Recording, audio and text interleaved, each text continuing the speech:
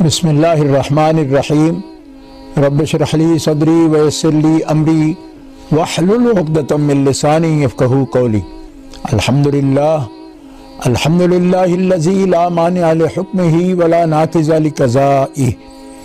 والصلاة والسلام علی سید انبیائہ وسند اولیائہ واحبابہ المعارضین لأعدائہ، اما بعد فاعوذ باللہ من الشیطان الرجیم، بسم اللہ الرحمن الرحیم۔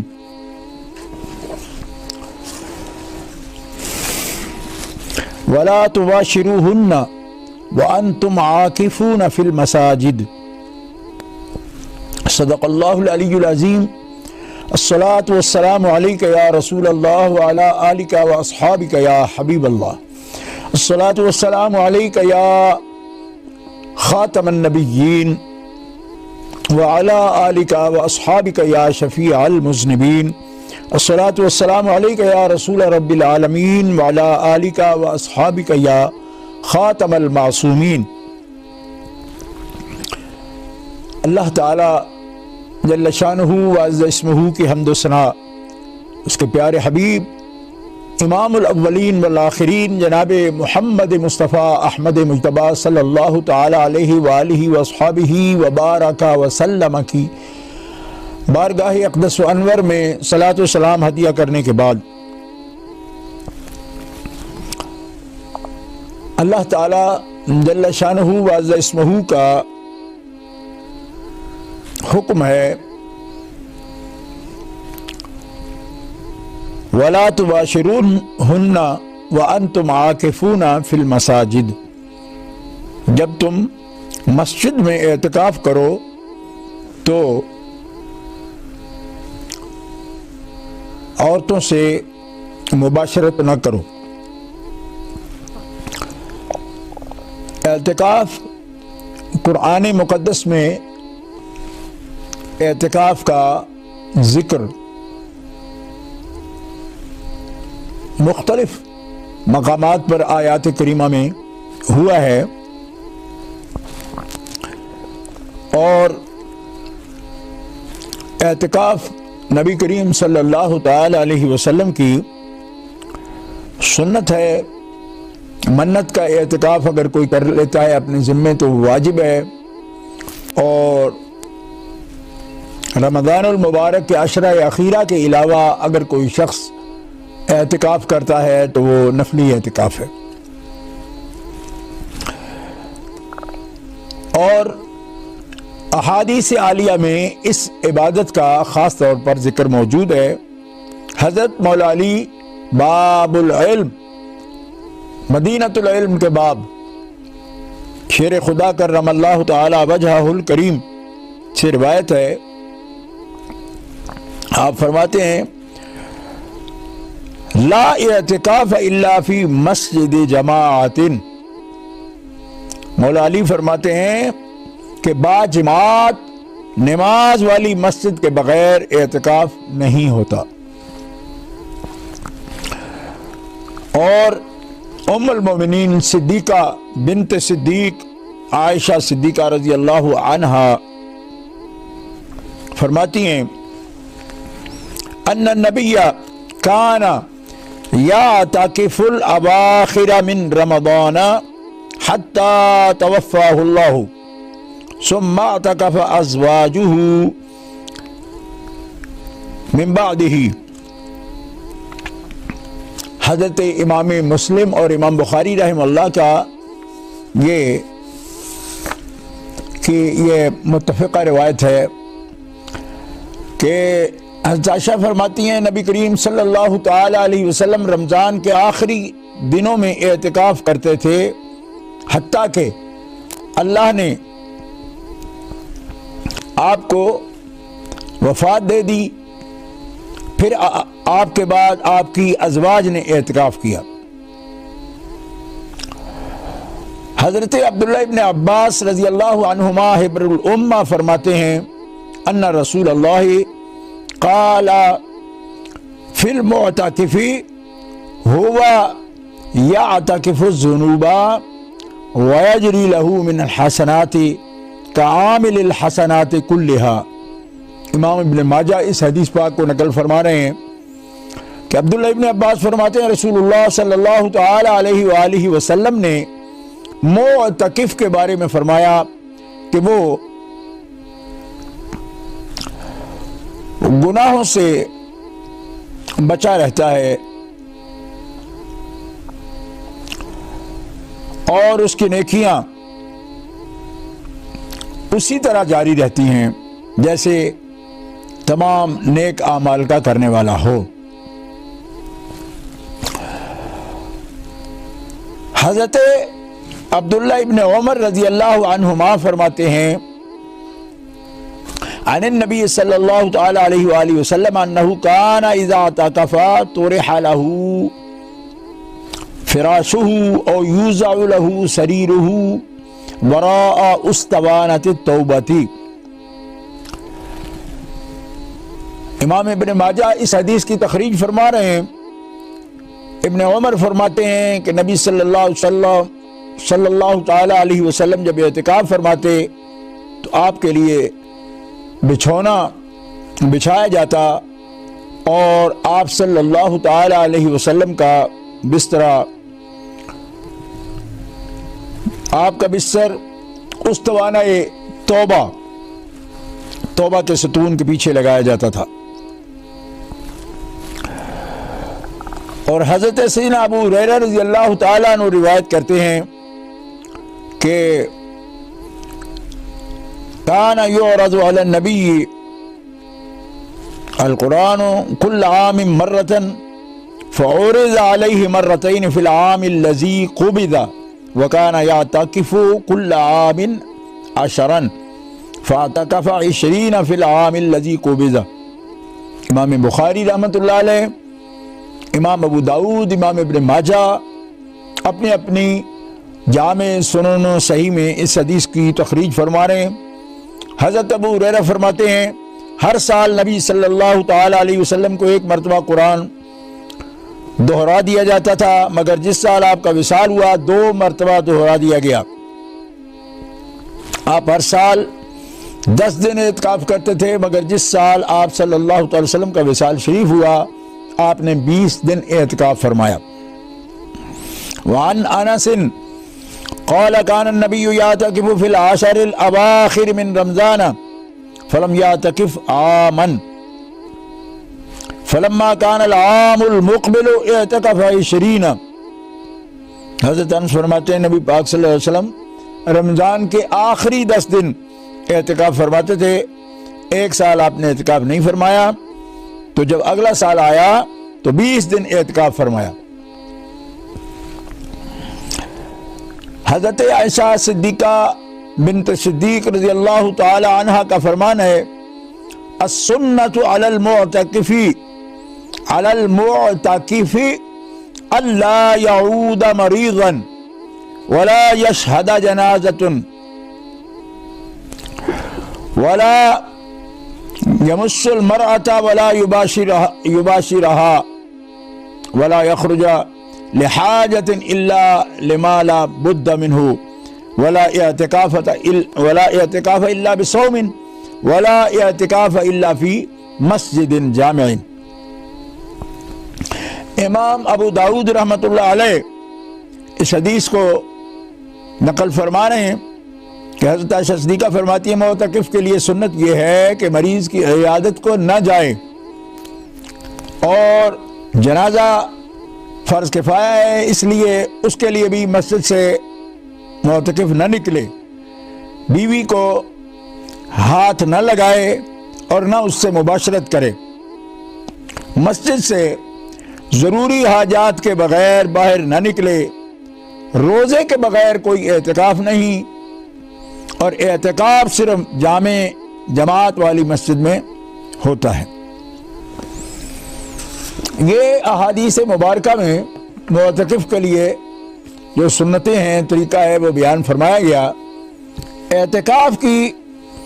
शान मुबारक नबी अकरम सल्लल्लाहु तआला अलैहि वसल्लम से हज़रत अबू सईद खुदरी रज़ियल्लाहु तआला अन्हु रिवायत फरमाते हैं और حضرت ابو سعید فرماتے ہیں کہ ان رسول اللہ صلی اللہ علیہ وسلم اعتکف العشر الاول من رمضان ثم اعتکف العشر الاوسط فی قبۃ ترکیۃ ثم اطلع رأسه فقال انی اعتکف العشر الاول التمس هذه الليلة ثم اعتکف العشر الاوسط ثم اتیت فقیل لی انها في العشر الاواخر فمن كان اعتکف معي فليعتکف العشر الاواخر فقد اريد هذه الليلة ثم انسیتها وقد رأيتني اسجد في ماء وطين من سبيحتها فالتمسوها في العشر الأواخر والتمسوا في كل وتر فقال فمطرت السماء تلك الليلة وكان المسجد على عريش فوقف المسجد فبصرت عيناي رسول الله صلى الله عليه وسلم وعلى جبهته أثر الماء والطين من سبيحة 21. ابو سعید خدری کہتے ہیں نبی کریم صلی اللہ تعالی علیہ وسلم نے رمضان المبارک کے پہلے عشرہ میں اعتکاف فرمایا اور پھر دوسرے عشرہ میں بھی. پھر ترکی خیمہ سے جس میں اعتکاف فرما رہے تھے باہر سر نکال کر ارشاد فرمایا کہ میں نے پہلے عشرہ کا اعتکاف شب قدر کی تلاش اور اہتمام کی وجہ سے کیا تھا، پھر اسی کی وجہ سے دوسرے عشرہ میں کیا. پھر مجھے کسی فرشتہ نے بتایا کہ وہ رات آخری عشرہ میں ہے، لہذا جو لوگ میرے ساتھ اعتکاف کر رہے ہیں وہ آخری عشرہ کا بھی اعتکاف کریں. مجھے یہ رات دکھلا دی گئی اور پھر بلا دی گئی. فرماتے ہیں اس کی علامت یہ ہے کہ میں نے اپنے آپ کو اس رات کے بعد کی صبح میں سجدہ کچی زمین پر کرتے دیکھا، لہذا اب اس رات کو تم بھی عشرہ اخیرہ کی طاق راتوں میں تلاش کرو. راوی کہتے ہیں کہ اس رات میں بارش ہوئی اور مسجد جو ہے اس پہ کچی چھت تھی، یعنی چھپر تھا کھجور کا، ٹہنیاں تھیں اور وہ ٹپکی، یعنی اس سے بوندیں پانی کی ٹپک کر اندر آ رہی تھی، اور میں نے اپنی آنکھوں سے نبی کریم صلی اللہ تعالی علیہ وسلم کی پیشانی مبارک پر کچی مٹی کا یعنی اثر دیکھا کہ گیلی مٹی نبی پاک صلی اللہ تعالی علیہ وسلم کی پیشانی اقدس پر لگی ہوئی تھی. اس حال میں اللہ کے حبیب صلی اللہ تعالی علیہ وسلم سجدہ فرما رہے تھے. نبی کریم صلی اللہ تعالی علیہ وسلم کی عادت شریفہ اعتکاف کی ہمیشہ رہی. اس مہینہ میں تمام مہینہ کا اعتکاف فرمایا، اور جس سال وصال مبارک ہوا اس سال 20 روز کا اعتکاف فرمایا تھا. اور اکثر عادت مبارکہ آخری عشرہ میں اعتکاف کی رہی ہے، اس لیے علماء کے نزدیک سنت مؤکدہ وہی ہے. حدیث بالا سے یعنی اس حدیث مبارکہ سے جو پڑھی گئی معلوم ہو گیا اس اعتکاف کی بڑی غرض شب قدر کی تلاش ہے، اور حقیقت میں اعتکاف اس کے لیے بہت ہی مناسب ہے کہ اعتکاف کی حالت میں اگر آدمی سوتا ہو تب بھی عبادت میں شمار ہوتا ہے. حضرت عبداللہ ابن عباس رضی اللہ تعالیٰ عنہ کی روایت ہے کہ اللہ تعالیٰ جل شانہ معتکف کو گناہوں سے محفوظ فرما دیتا ہے.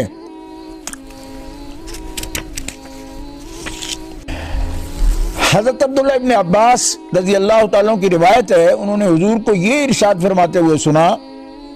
کہ جنت کو رمضان شریف کے لیے خوشبوؤں کی دھونی دی جاتی ہے.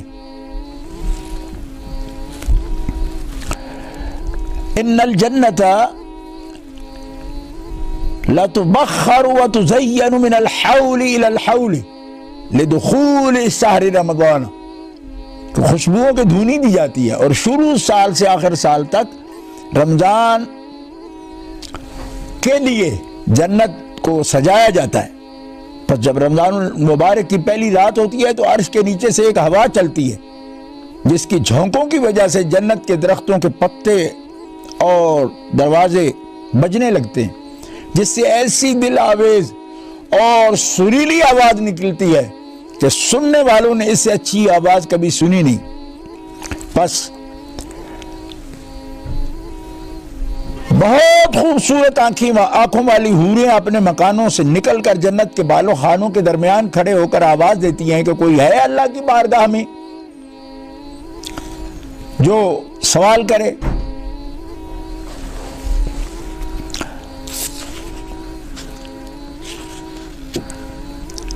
اللہ اکبر، تاکہ ان سے اللہ تبارک و تعالی ان حوروں کا رشتہ جوڑ دے جو اس رات میں اللہ تبارک و تعالی سے ان کے بارے میں سوال کرے۔ پھر حوریں رضوان سے پوچھتی ہیں، جنت کے داروغے سے، کہ رمضان المبارک کی پہلی رات ہے، جنت کے دروازے رسول اللہ صلی اللہ علیہ وسلم کی امت کے لیے آج کھول دیے گئے۔ حضور نے فرمایا، اللہ تعالیٰ نے رضوان سے فرمایا کہ جنت کے دروازے کھول دے، اور مالک جو جہنم کے داروغہ ہیں ان سے فرمایا کہ محمد صلی اللہ علیہ وسلم کی امت کے روزے داروں پر جہنم کے دروازے بند کر دے، اور جبریل امین کو حکم ہوتا ہے کہ زمین پر جاؤ اور سرکش شیاطین کو قید کرو اور گلے میں توق ڈال کر دریا میں پھینک دو کہ میرے محبوب محمد صلی اللہ علیہ وسلم کی امت کے روزوں کو خراب نہ کرے۔ نبی کریم صلی اللہ تعالی علیہ وسلم نے یہ بھی ارشاد فرمایا کہ اللہ تعالیٰ رمضان کی ہر رات میں ایک ندا کرنے والے منادی کو حکم فرماتے ہیں کہ 3 مرتبہ یہ آواز دے کہ ہے کوئی مانگنے والا جس کو میں عطا کروں، ہے کوئی توبہ کرنے والا کہ میں اس کی توبہ قبول کروں، ہے کوئی مغفرت چاہنے والا کہ میں اس کی مغفرت کروں، کون ہے جو غنی کو قرض دے، ایسا غنی جو نادار نہیں، اور ایسا پورا ادا کرنے والا جو ذرا بھی کمی نہیں کرتا۔ حضور صلی اللہ تعالی علیہ وسلم نے فرمایا، حق تعالی جل شانہ رمضان میں روزانہ افطار کے وقت ایسے 10 لاکھ آدمیوں کو جہنم سے خلاصی عطا فرماتے ہیں جو جہنم کے مستحق ہو چکے تھے، اور جب رمضان کا آخری دن ہوتا ہے تو یکم رمضان سے آخری دن تک جس قدر لوگ جہنم سے آزاد کیے گئے ان کے برابر اس ایک دن میں آزاد فرماتے ہیں۔ اور جب شب قدر ہوتی ہے تو حق تعالی حضرت جبریل کو حکم فرما دیتے ہیں کہ وہ فرشتوں کے ایک بڑے لشکر کے ساتھ زمین پر اتریں، اور ان کے ہاتھ میں ایک سبز جھنڈا ہوتا ہے جس کو کعبہ کے اوپر کھڑا کرتے ہیں، اور حضرت جبریل علیہ السلام کے 100 بازو ہیں جن میں سے 2 بازو کو صرف اسی رات میں کھولتے ہیں، جن کو مشرق سے مغرب تک پھیلا دیتے ہیں۔ پھر حضرت جبریل امین فرشتوں کو تقاضا فرماتے ہیں کہ جو مسلمان آج کی رات کھڑا ہو یا بیٹھا ہو، نماز پڑھ رہا ہو یا ذکر کر رہا ہو، اس کو سلام کریں اور مصافحہ کریں، اور ان کی دعاؤں پر فرشتے آمین کہیں۔ صبح ہونے تک یہی حالت رہتی، جب صبح ہو جاتی ہے تو جبریل آواز دیتے کہ فرشتوں کی جماعت اب کچھ کرو اور چلو۔ فرشتے جبریل علیہ السلام سے پوچھتے ہیں کہ اللہ تعالیٰ نے نبی صلی اللہ علیہ وسلم کی امت کے لیے مومنوں کی حاجتوں اور ضرورتوں میں کیا معاملہ فرمایا جو اپنے حاجتیں رات کو طلب کرتے تھے؟ وہ کہتے کہ اللہ تعالیٰ نے ان پر توجہ فرمائی اور 4 آدمیوں کے علاوہ سب کو معاف فرما دیا۔ صحابہ نے پوچھا یا رسول اللہ وہ 4 شخص کون ہیں؟ فرمایا ایک شخص جو شراب کا عادی ہو، دوسرا وہ شخص جو فرمانی کرے والدین کی، تیسرا وہ شخص جو قطع رحمی کرنے والا اور ناطہ توڑنے والا ہو، اور چوتھا وہ شخص جس کا سینہ کینہ سے بھرا ہوا ہو تو اس کا نام۔ اور جب عید الفطر کی رات ہوتی ہے تو اس کا نام لیلۃ الجائزہ، اور جب عید کی صبح ہوتی ہے تو اللہ تعالیٰ جل شانہ فرشتوں کو تمام شہروں میں بھیجتے ہیں، وہ زمین پر اتر کر تمام گلیوں اور راستوں کے سروں پر کھڑے ہو جاتے ہیں، اور ایسی آواز سے جس کو جنات اور انسان کے سوا ہر مخلوق سنتی ہے پکارتے ہیں کہ اے رسول اللہ کی امت، اس کریم رب کی طرف چلو جو بہت زیادہ عطا فرمانے والا ہے اور بڑے بڑے قصور کو معاف فرمانے والا ہے۔ پھر جب لوگ عید کے گاہ کی طرف نکلتے ہیں تو حق تعالی جل شانہ فرشتوں سے دریافت فرماتے ہیں کیا بدلہ ہے اس مزدور کا جو اپنا کام پورا کر چکا ہو۔ وہ عرض کرتے ہیں ہمارے معبود اور مالک، اس کا بدلہ یہی ہے کہ اس کی مزدوری پوری دے دی جائے۔ تو حق تعالی جل شانہ ارشاد فرماتا ہے کہ اے فرشتوں، میں تمہیں گواہ بناتا ہوں کہ میں نے ان کو رمضان کے روزوں اور تراویح کے بدلے میں اپنی رضا اور مغفرت عطا کر دی۔ اور بندوں سے مخاطب ہو کر فرماتا ہے اے میرے بندو، مجھ سے مانگو، میری عزت کی قسم، میرے جلال کی قسم، آج کے دن میں اپنے اس اجتماع میں مجھ سے اپنی آخرت کے بارے میں جو سوال کرو گے اس میں تمہاری مصلحت پر نظر کروں گا۔ میری عزت کی قسم، جب تک تم میرا خیال رکھو گے میں تمہاری لغزشوں پر پردہ ڈالتا رہوں گا اور ان کو چھپاتا رہوں گا۔ میری عزت کی قسم اور میرے جلال کی قسم، میں تمہیں مجرموں اور کافروں کے سامنے رسوا نہ کروں گا۔ بس اب بخشے بخشائے اپنے گھر کو لوٹ جاؤ، تم نے مجھے راضی کر دیا اور میں تم سے راضی ہو گیا۔ پس فرشتے اس اجر و ثواب کو دیکھ کر جو امت کو افطار کے دن ملتا ہے خوشیاں مناتے ہیں اور کھل جاتے ہیں۔ گرامی قدر حضرات، اعتکاف کا بڑا ثواب ہے، اور اعتکاف کی عبادت رسول اللہ صلی اللہ تعالی علیہ وسلم نے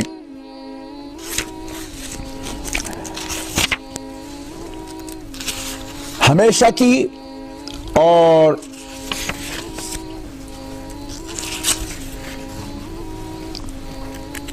یہ نبی کریم صلی اللہ تعالی علیہ وسلم کی وہ سنت ہے جو سنت علی الکفایہ۔ اگر آبادی میں سے کوئی بھی اعتکاف کے لیے نہیں بیٹھتا تو گنہگار ہوتے ہیں، اور کچھ افراد بھی بیٹھ جائیں تو ان کی طرف سے یہ ادا ہو جاتا ہے، لیکن اس قدر نیکیوں کے باوجود رسول اللہ صلی اللہ تعالی علیہ وسلم نے فرمایا کہ جو شخص کسی مسلمان بھائی کی حاجت کے لیے، ضرورت کے لیے، کہ اگر کوئی معذور شخص یا والدین میں سے کوئی ایسا حاجت مند ہے کہ اگر یہ اعتکاف میں بیٹھے گا تو اس کی حاجت پوری نہیں ہوگی، اس کو کوئی کھانا کھلانے والا نہیں ہوگا، یا کوئی معذور یا بیوہ یا کوئی مسکین یتیم ایسا ہے کہ جس کی حاجت براری کے لیے، اس کے کھانے پینے ضرورت کے لیے، مدد کے لیے کوئی نہیں آنے والا، تو اس شخص نے اعتکاف ترک کر دیا اس لیے کہ میں اس مسلمان بھائی کے یا کسی معذور انسان کے کام آؤں گا۔ رسول اللہ صلی اللہ علیہ وسلم فرمایا کہ اگر کسی معذور اور حاجت مند کی بھائی کی اور بہن کی حاجت کے لیے اس شخص نے اعتکاف رمضان ارادہ کیا لیکن ترک کیا اس کی حاجت کے پیش نظر، تو اللہ تعالیٰ ایسے شخص کو 10 سال کے اعتکاف کا ثواب عطا فرما دیتا ہے۔ اس لیے